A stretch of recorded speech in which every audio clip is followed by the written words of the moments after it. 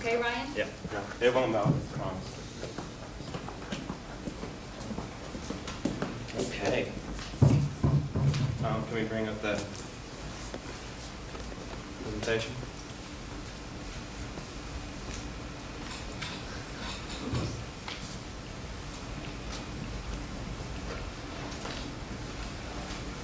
Just curious, how many of the people in here are marketers by trade?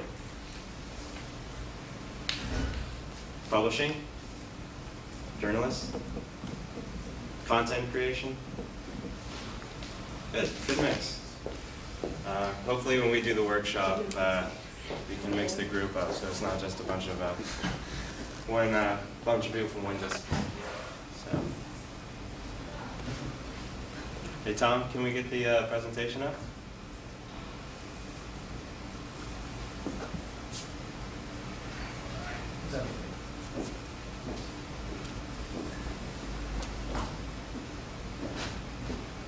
Sorry. And how many of you are from the Southern California area? Did anyone fly in for this? Zang.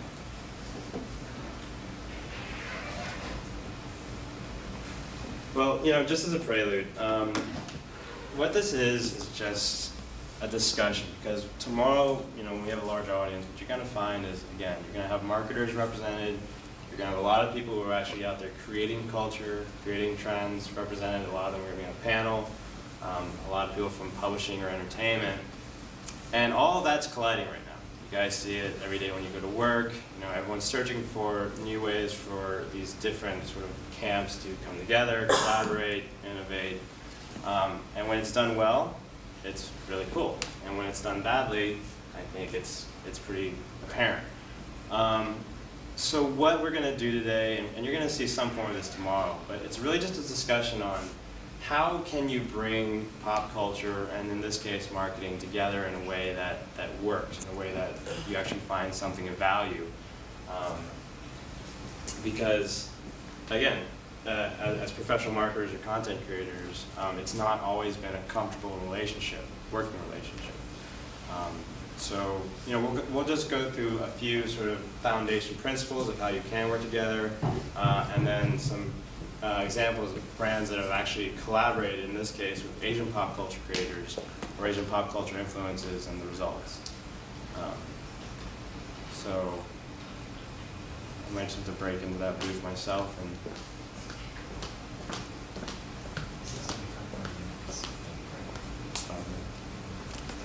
okay, it's gonna be a 5-minute break. No, there's no break. Oh, right. It's just going to be 5 more minutes. Does this mean stretch it? Stretch Yes, talk, do your blackberries. So, just curious, what brands are represented here by the marketers? Anyone want to volunteer? Entertainment. Entertainment? Toyota? Fatley's. Say again? Fatley's? Oh, okay. Fatley's in San Francisco? Fatley's. Yeah, Fatley's. Anyone else want to volunteer? We're from the museum. Nestle. Oh, sorry, say again? The Museum of Contemporary Art. Oh, okay, yeah, so we're going to have a discussion. Yep, that's going to be in this presentation. We're going to talk about the Murakami exhibit and the debate script. So, good example, I don't want to jump ahead, but, when I first heard about Murakami and Louis Vuitton working together, it's kind of like, really? But you're going to take, a French luxury brand and a Japanese postmodern army, and that's going to work, and, now you have the MoCA exhibit, and And a Louis Vuitton store within the exhibit. exactly, which is actually the thing that I want to focus on today. Where does art and commerce, how does it blend? How willing are people in certain sort of consumer segments going to be to accept them? Good stretching. Fine. Very good.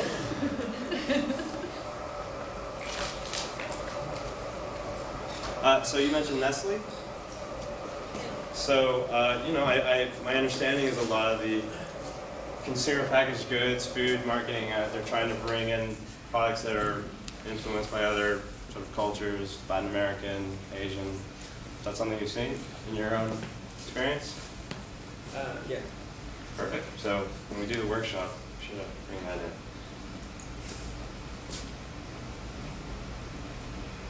Okay. More? Stretch it more? And what is Fat Lace? We just opened a store in Japantown, San Francisco, about a month and a half ago. Okay. It's been around for about 10 years now. It started in '97 by Mark Arsenal. Okay. And then Ryan, you may need to do a detect displays on your laptop. Okay. Sorry, go on. Oh, and it was, it's just like a bunch of individuals. Okay, we got it. Oh, okay. One more time, one more time, because I am curious. Do you want me to- Yes, please. Of course. Oh, okay. And we do, like drift racing, so we work with like Endless, and one of the co-founders of the Valley store is Jeff Gabriel, who Right. runs JDM Theory. Right. And then, so right now we're carrying just a lot like Kicks Tokyo, Edwin. Very cool. Very cool. We give away free candy, No. so you should come visit. Yeah, and so we do like we have fixies and stuff, Mhm. and bike frames. It's just a bunch of individuals that coming Sure. together with their passions and what they're interested in. Very cool. Very cool. Trying to revive Japantown. Yes. Yeah. Very cool. Okay, so we'll just hop in and then we'll get your beer pop. So real quickly, very simple agenda. First, we're going to talk about, again, those very simple principles of how, as marketers or as pop culture creators, you can work together and not hate each other. Then we're going to go into some brand examples of certain efforts that have been made to sort of bring in Asian pop culture into specific marketing efforts. And then you're all going to break up and go into small groups with strangers and brainstorm some ideas and present them to the audience or to your peers. And then they're going to tear you apart when we do review and critique. So the last two sections will happen after the break. Okay, so let's dive in. Pop culture. Just 3 simple things that I think as professional marketers or creators we should remember. And this is specifically for the marketers. 1, be authentic, be relevant, and respect creators and the core audience. Now, a lot of people are going to say, yeah, of course, duh. We should always do that. But I'd like to make the point that when you're going into the office every day and you're trying to get your work done, you've got mechanicals or a media plan to do, these 3 simple principles are oftentimes the first things that fly out the window. So it bears repeating and sort of digging into. So when I say authenticity, when you're working with whatever pop culture element or trying to capitalize on a trend, ask yourself if you have a holistic understanding of that trend. So what I mean by that is, do you know the history, do you know the origin, where it's come from and where it's going? You know, why are people into it? And, you know, how is it evolving and where's it going? You know, really just have a curiosity about it so that you go in, you don't have to have all the answers, but you have to go in eyes wide open. The second one is big, and it's something that creates a lot of tension. I've seen this in my experience. When a big brand or marketing entity wants to work with more of a grassroots pop culture creator, there has to be the assumption that you will cede some creative control away from the master brand. This makes a lot of people nervous, but you have to understand that, you know, the guy that's you know, in Oakland building lowrider bike frames is not used to working with brand managers and adhering to brand standards. So, you know, agencies, as you work with your clients as you work with sometimes your agencies, just remember that that creative control that you're very used to sort of exercising is going to have to be diminished in a way. And again, that's to prevent the authenticity of the actual project from slipping away from you. So relevancy is also a big thing. What touch points do your brand and the pop culture elements share in common? You know, this can be looked at from multiple perspectives. It can be looked at from a consumer perspective, so maybe you share sort of the same target consumer. Maybe you share some sort of media touch point. Maybe there are brand values that align well with each entity. But you need to find those areas of commonality before you embark on that project together, because that's what's going to really, in the end, lead people to say, ah, yes, that makes sense, that feels right. And again, are you both going to benefit from the project? So At its best, these collaborations are very, synergistic, for lack of a better word. And both parties will come out having gained something they didn't have before. At its worst, it can be parasitic. And I warn you, again, as professional marketers, many of you, we are living in a very open, connected society. So if you do someone wrong, someone will find out. So be the good corporate citizens that you want to be, and again, make sure that everyone comes out of it benefiting. And the last is respect. Again, try, when you want to leverage some sort of pop culture element, try and use the original creators, purveyors of that pop culture. Go to the source, go to them. They've been doing the work, they've been building up the category. Don't try and mimic or replicate, really involve them in the process. And the second thing is, once you embark on that project, put them at the forefront of the project. They are part of the story. They're part of the reason that you're actually going to them and working with them. Don't put them behind the scenes. Their names, their influence, their built-in audience, all bring something to the table. So, again, those are really simple ideas and kind of esoteric, but important to remember, and it really boils down to this. Always respect the values and integrity and the opinions of not only the creators you want to work with, but the audience you're looking to engage. When brands embark on these projects, it's usually to get what they call the early adopter, or the tastemaker, or the trendsetter. And that's all well and good, but remember that if you're trying to engage them, you have to show them respect. And part of that respect, again, is respect for the core creator. So again, just something to remember. So now we're going to get into brand application examples. So these are brands that have, in the recent history, used, in this case, Asian pop culture to their benefit. So the first one is going to be Subaru WRX, the second one, obviously, vodka, and the third, as we discussed, will be the Louis Vuitton example. Subaru. So we're going to look at the most recent launch that's going on right now from the 2008 WRX. And we're calling this a reflection of roots and pop culture, because when you boil it down, that's what the campaign is. So just a little bit of background. The very fact that you can buy a WRX in America is an example of Asian culture influencing the US market. What had happened was there had always been, had for a long time been the Impreza, which is the base model. And in Japan and Europe, there was the WRX, souped up rally racing car. And tuners, young American car enthusiasts from the import scene in America, knew about this car and wanted it. So for years, they lobbied Subaru of America, they did email campaigns, they posted on forums, why can't we get this car? And eventually, after years of pressure, Subaru finally released a US spec version of the car. And when it came out, it was an immediate success. Sales success, cultural success. Almost overnight, you had clubs and communities just sprouting up around this specific car. So before, Subaru had really served a very specific demographic, and now all of a sudden they had become kind of the darling for a while of young, enthused, predominantly male car enthusiasts. So fast forward, I believe about 6 years, and we have a new model coming out with 2008 WRX. So for the first time, Subaru is really sort of invoking the car's heritage, on one hand, with Japanese heritage, and also reflecting directly back the lifestyle of the people who are actually buying the car. So they're using cues and thematic elements like anime, and gaming, and manga. And again, it's really just a nod to both the car's heritage and the consumer heritage. So we're going to go through the campaign elements real quick and just talk about where some of the inspiration comes from. The main sort of crux to the campaign were 3 television spots that were also made available as webisodes at the microsite. So we're going to just show all 3 as a continuous spot and then talk about them.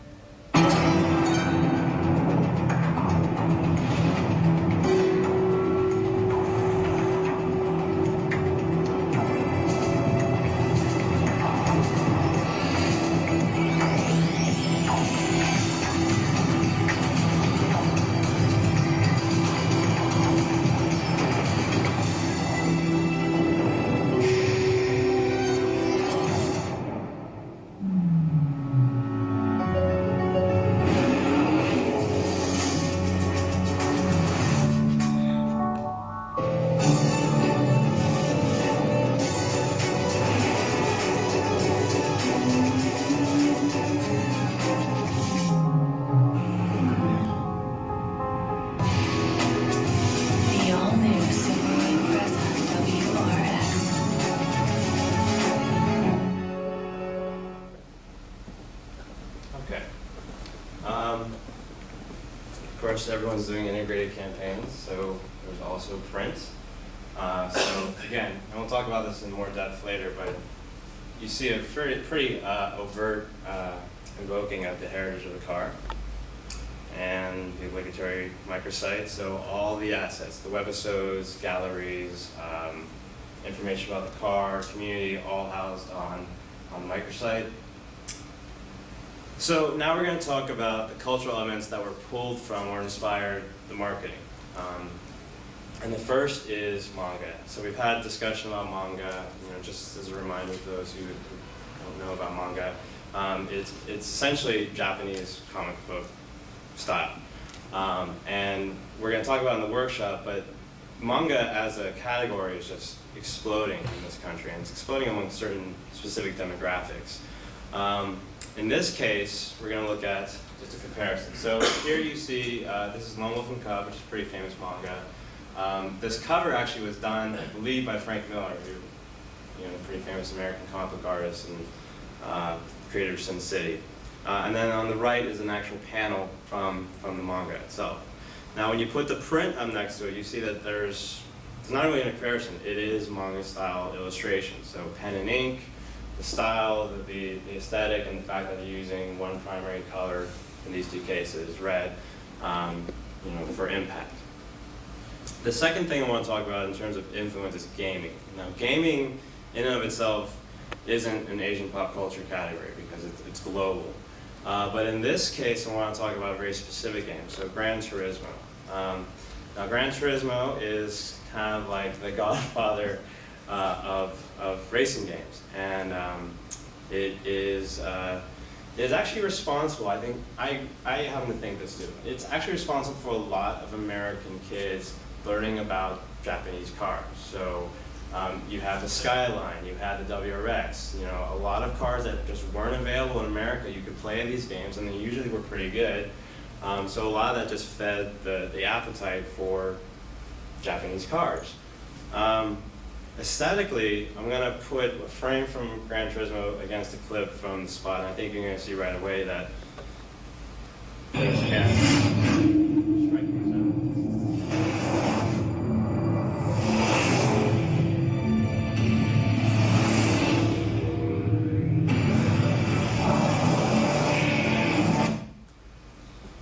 And then again, another shot from Gran Turismo, and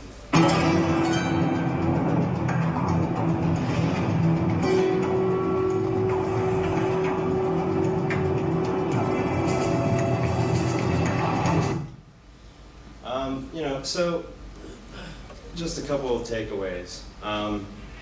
Subaru's connection with a segment of consumers, again, it started with product. It started with Subaru finally responding to a consumer, at that point, need. Consumers telling Subaru what they wanted and Subaru reacting. And then that connection evolved to include marketing. And I personally think that's the best pathway.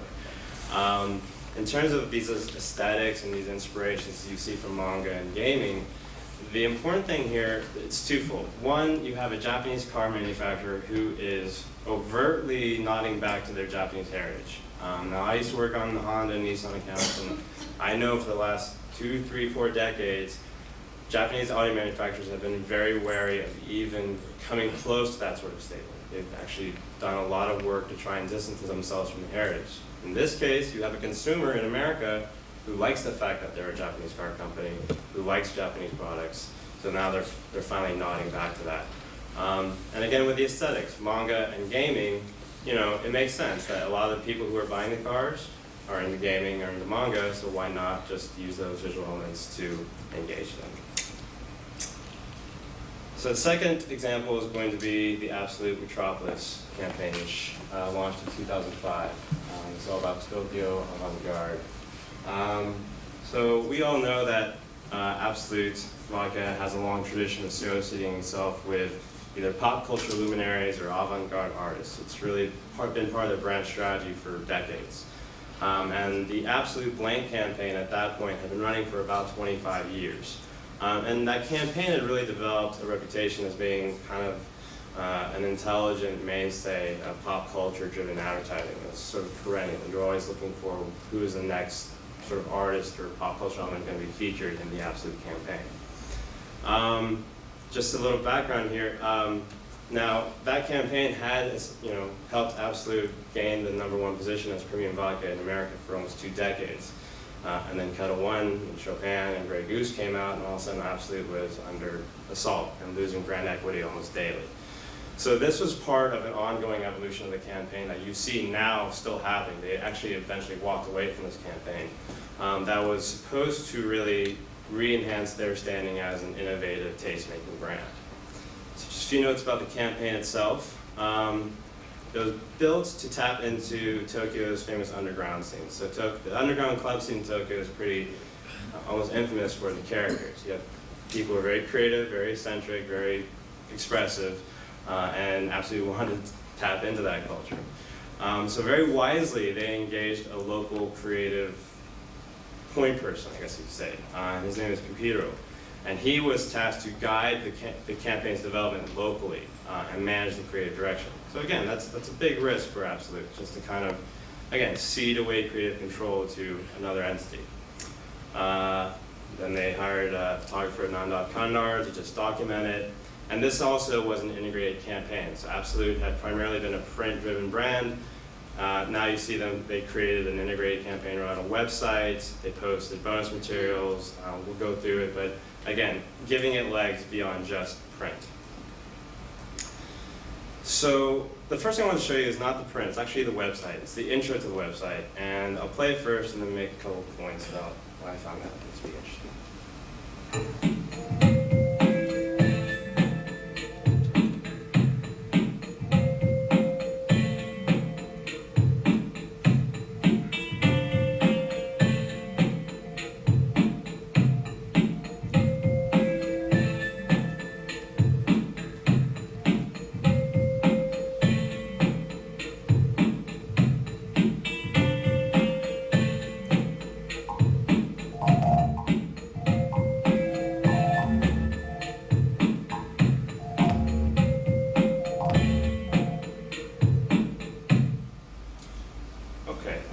Interesting when I first went on the site was the fact that they just used Tokyo as a backdrop.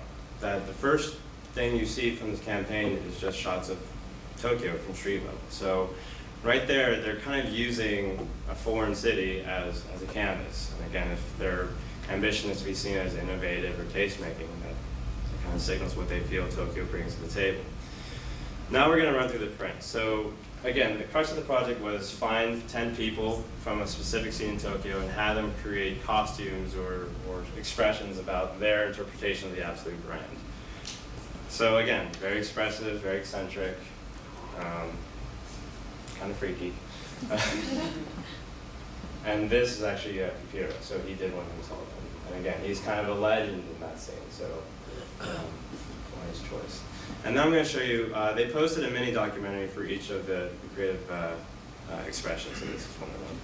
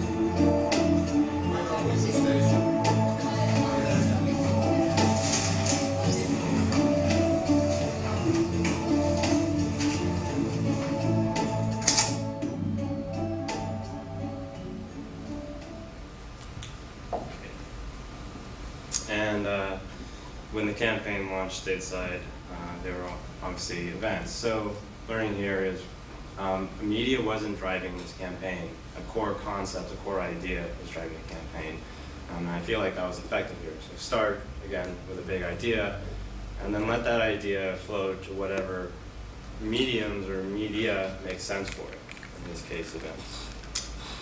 So here, instead of talking about, obviously, cultural elements that inspired it, because it wouldn't make sense, we're going to talk about some crossover elements that we see from an ad, those ads, which sounds pretty strange because they are, at face value, pretty outlandish, but we feel like there are elements that are crossing over from American culture. So the first is cosplay, and Eric touched on this. This is sort of the phenomenon of people who are fans of manga or anime characters creating pretty elaborate, thought-through costumes of their favorite characters.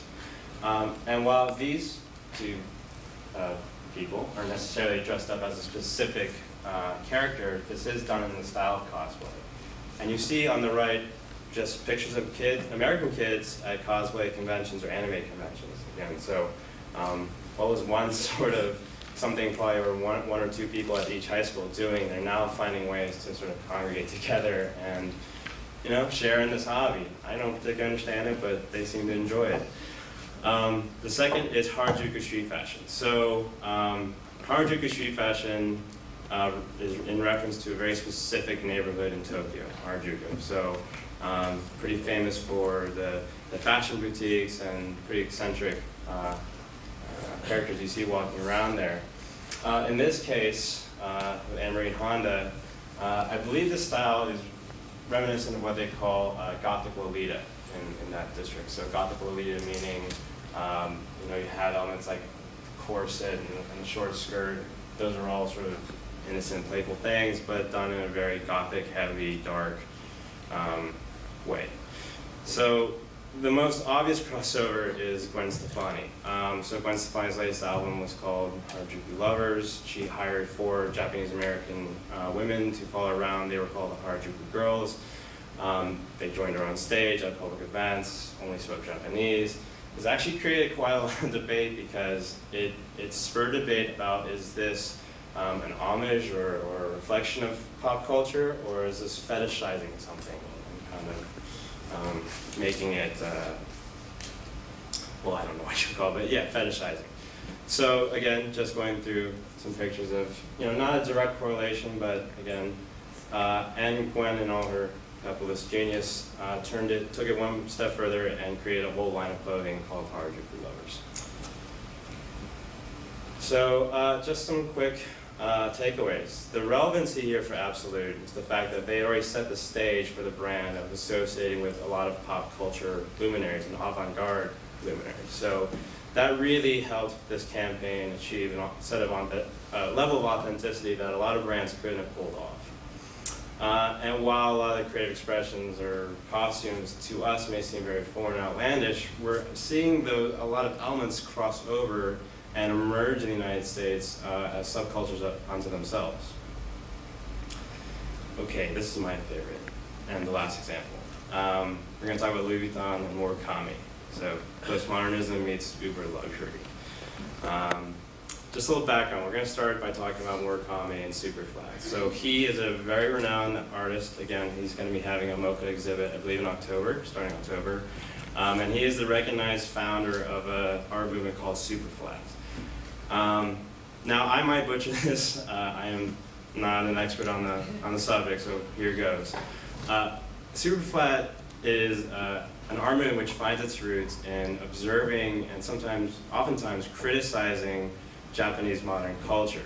What makes it Superflat is that they use Japanese pop culture mediums and styles to convey that criticism oftentimes. So they'll use kawaii, very cute expressions. They'll use anime images. They'll use manga, vinyl toys. All these things which on the surface seem very innocent and sort of cute to oftentimes convey an observation that has a lot of dark sort of subtext to it. And just as some examples, you know, here's one famous example of his art or his illustration. You know, quick glance, it's a very cute, sort of kawaii, colorful thing, but take it, you know, a longer look, and there's something kind of demonic going on there, something a little disturbing. That's kind of really the essence of Superflat. And you actually see this sort of I won't call him a character, but this style played throughout a lot of his work. Again, so using characters or styles that are familiar in kind of a disturbing setting. This is a sort of a life-size vinyl toy. Could be straight out Sailor Moon, but again, there's a little twist in there that tells you that there's something else going on, and you see that familiar thing that gives you nightmares in the background. And then a public installation. So Murakami is known for working across a lot of different mediums and styles. So in terms of his collaboration with Louis Vuitton, it started with Marc Jacobs. Marc Jacobs was, in my understanding, was the point person in Louis Vuitton who really brought him on board. And he, together with Marc Jacobs, masterminded a new monogram canvas range for Louis Vuitton, which appeared on a limited number of pieces, all of which sold out very quickly, and were discontinued in 2003. Now here's the thing, in that year, just that line, just that Murakami line accounted for $300 million in global sales. The other thing it also brought to the table was, before the Murakami line came out, a majority of Louis Vuitton's sales actually came from within Japan. 75% of sales actually came from Japan. So Louis Vuitton was trying to broaden the brand's reach and appeal beyond that one specific market, and interestingly, Murakami helped them do that. The Murakami line helped the Louis Vuitton line branch out in terms of popularity and sales in markets like the United States. So kind of counterintuitive, using a Japanese pop culture artist to reach American consumers. It was also the most quickly and prolifically counterfeited LV line in history. So if you think you're getting a Murakami bag from eBay, you're probably not. Just bet on that. In terms of the product elements, obviously we'll start with the product. So images of what I think are authentic Murakami bags. Again, hard to tell, but again, you'll see that he adapted the famous Louis Vuitton monogram using his own style and sort of color palette. And now I'm going to show you a short film, and this was produced by Murakami's production company for, I believe, broadcast and released in Japan, but thanks to YouTube, social media, the film got over here and has just, millions of hits. So I think it's pretty good.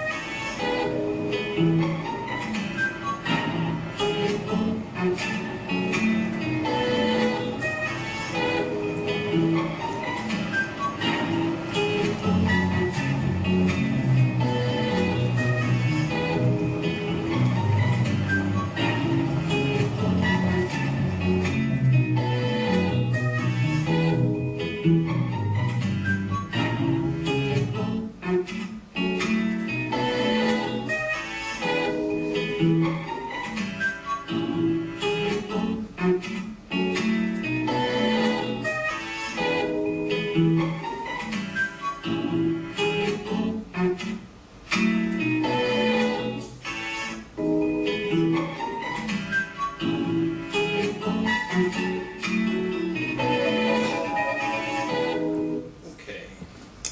And lastly, we want to talk about the MoCA exhibit. So great that we have representatives here from MoCA. Starting October, there will be a more economy exhibit. And as you may have heard, part of that exhibit is going to be a curated retail space where they're going to actually have Louis Vuitton merchandise on sale, and they promise there will be enough, so they won't run out this time.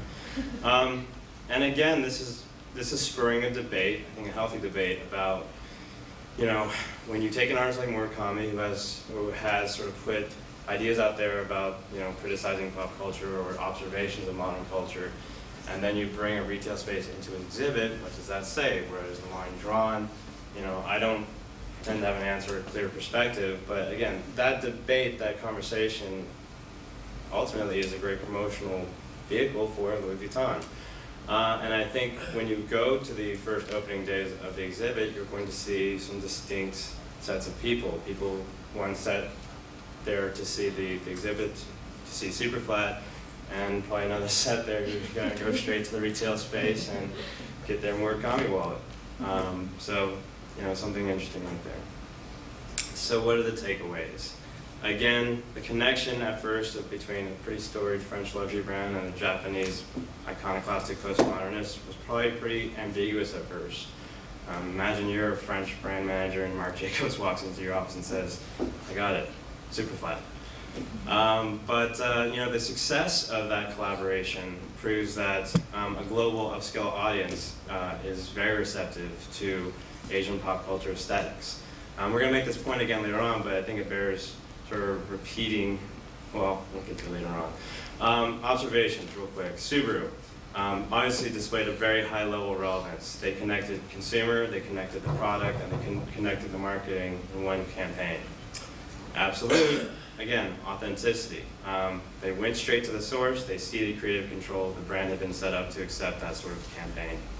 And Louis Vuitton, of course. I think Louis Vuitton is probably the clearest example of success in sort of collaboration. And again, they went straight to the source. So just some quick implications. I think the coolest thing coming out of this is most people look at Asian pop culture as a way to engage a predominantly, again, generalizations, but a predominantly youthful, male, oftentimes, audience. That tends to be sort of the common wisdom in a lot of marketing departments. But what you're seeing here is it's also a great pathway to a more diverse audience. In Absolute and Louis Vuitton's case, a very upscale, affluent audience. And again, that integration of pop culture really doesn't have to be limited to marketing or advertising. And in fact, it's often best when it really integrates into the core product. So now we're gonna have some beer, Papa. And when we come back, we're gonna run through the workshop and get to do it yourself. Some refreshment outside, Beer Papa, and it is sponsored by Beer Papa, so please enjoy. And then I'll come back for an interactive workshop.